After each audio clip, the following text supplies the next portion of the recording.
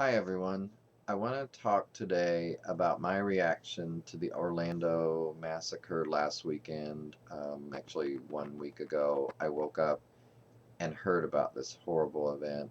Um, at first we heard there was about 20 people who had been killed, which was pretty bad, but then later it became 50 people that had been killed, including the gunman, it turns out, which I'm glad he's out of the picture and we don't have to worry about him. But for those other 49 people, I mean, what a horrendous thing. It's just so hard to comprehend that, these people were just out trying to have a good time and dance and socialize. And maybe it was Pride weekend there. I'm not sure. It was here in Indianapolis. And, I think about all the people who were out celebrating that night at bars around here, and for someone to just come in and shoot so many of them down. And I'm glad so many got out safely, but it's just, I think about all those 49 people who lost their lives, and I feel like I wanted to get to know them a little better. So I've been reading about them, and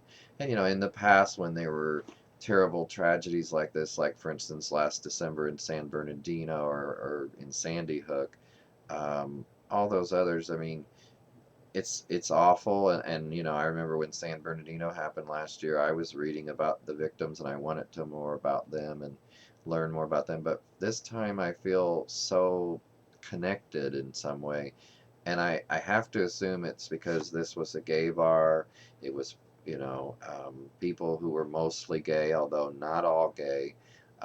There were definitely some there who were just family and friends and allies of gay people. So if the shooter did target that because it was a gay nightclub, and I kind of think he did, then he killed more than just gay people, and that's really unfortunate that he killed anybody. But I think there's also been talk of, is it a hate crime? Was it a terrorist act? And there's always people getting hung up on these words, and I don't see the point, because to me it was both. It was terroristic and it was a hate crime regardless. And also, for the people who insist on blaming all Muslims, I'm sorry, but you cannot blame all Muslims for the act of, in this case, one person or several people when there are other ones. Just like when Dylan Roof killed 9 people at the Charleston Black Church last year, nobody went around blaming all white males. So I just don't get into that, and I don't appreciate it. But today I want to mostly focus on people who died and lost their lives. These were people full of life and vibrant, and, such beautiful souls from the pictures I've seen and the stories I've read. And I want to talk about them today, and I want to share some of what I found, because I want to remember these people, and I want to remember something about each one of them.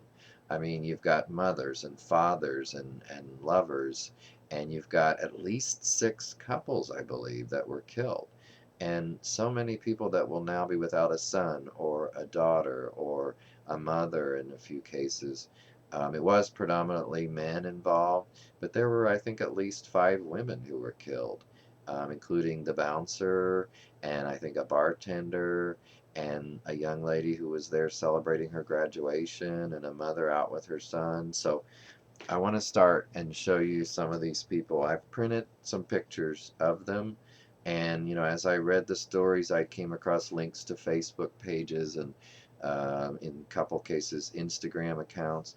And in a way it feels like invading these people's personal space, but um, I want to feel, or I want to know more about them, and I feel somewhat of a connection. Again, I assume because I'm a gay man, and these are mostly gay people, but I felt a connection when people were killed in San Bernardino, but this one seems really even closer to home. So um, let's start by talking about these two, and I want to make sure that you can see that.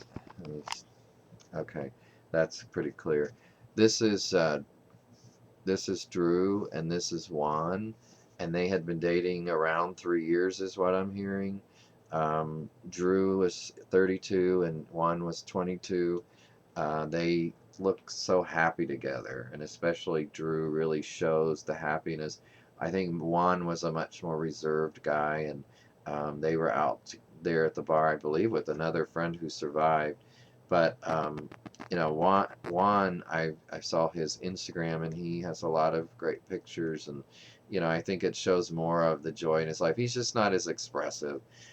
Drew, very expressive, and his story, of course, involved his mother, who was so frantically looking for him. She had already heard that Juan had been taken to the hospital and later died, but she had no information for hours and hours on Drew, and a lot of us saw her on national television pleading for information on her son and trying to find him.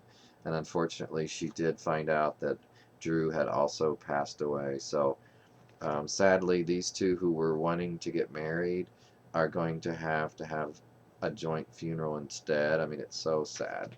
But their parents have agreed to that, so I'm at least thankful for that. This, by the way, is another picture of Juan, just showing what a beautiful guy he is. And I don't mean just I mean outside beauty, but also I believe he had inner beauty. He had just told his family he was gay this year, by the way, and thankfully they were accepting. Could you imagine what they would be feeling if they had not been accepting, and some of us experienced in our past? This is Brenda McCool, and Brenda was the mother of, I think, 8 children, and she was there at the club with her gay son, who she managed to get out of the way of the gunfire, and unfortunately, she took the bullets and was killed. Brenda was around 50, and she was a cancer survivor, and she was also full of life and loved going out and dancing, and it's just such a tragic loss for her family. This is Edward Sotomayor, and Ed was worked for AlanChuckTravel.com. He was a promoter of their cruises, and he seemed full of life and a real fun person. Even though this picture maybe doesn't show the funner side of him. I saw somewhere his hair's dyed blonde. I think that was when he died. His hair was dyed blonde. Excuse me. And he happens to be the cousin of Jade Sotomayor from season 1 of RuPaul's Drag Race, is what I heard. But he was loved by many, and they will really miss him. This, by the way, is Luis Omar Ocasio Capo, and just 20 years old, and his life snuffed out like that. Such a beautiful guy, and I mean, his future was just full, and it's gone now, and it's just so sad to lose him. Um, this is a couple, obviously, and these two are Simon Fernandez, and the other one, let me look here, is Oscar Montero. Oscar and Simon had just come back from a trip to Niagara Falls, where, of course, Mike and I were a couple years ago, and I just wish they would have stayed one more day or not gone to that bar, but unfortunately, they are or were both killed in that shooting. The other thing I think of, and by the way, here's another picture of Oscar. Um, the other thing I think about, and it's kind of a small thing in some people's minds, but not really in mine, is what about, even just you got the families, and that's the worst part, but the pets. Somebody where both people in a couple got killed, and there were, I think, at least 5 or 6.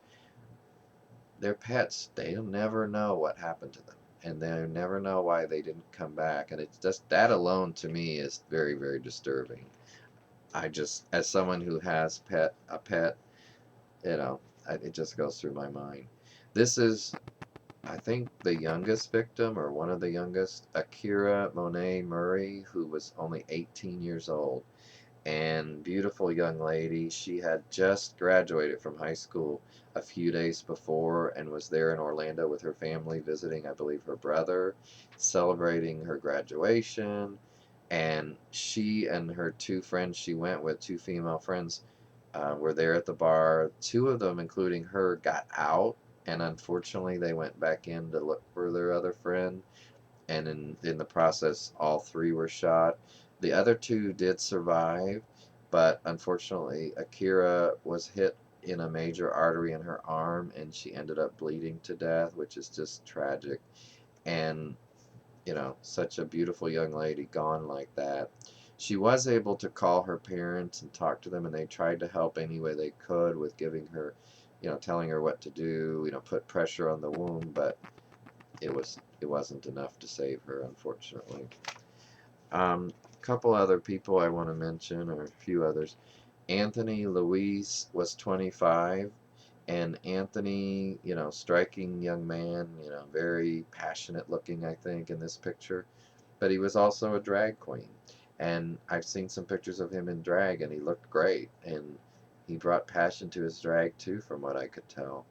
But he's another one that is no longer with us, sadly. I wanted to mention, I said something earlier about parents. This young lady, beautiful woman, I've seen some pictures on her Facebook page. She's just gorgeous. And she has two young kids and a husband or boyfriend who you could tell loved her so much.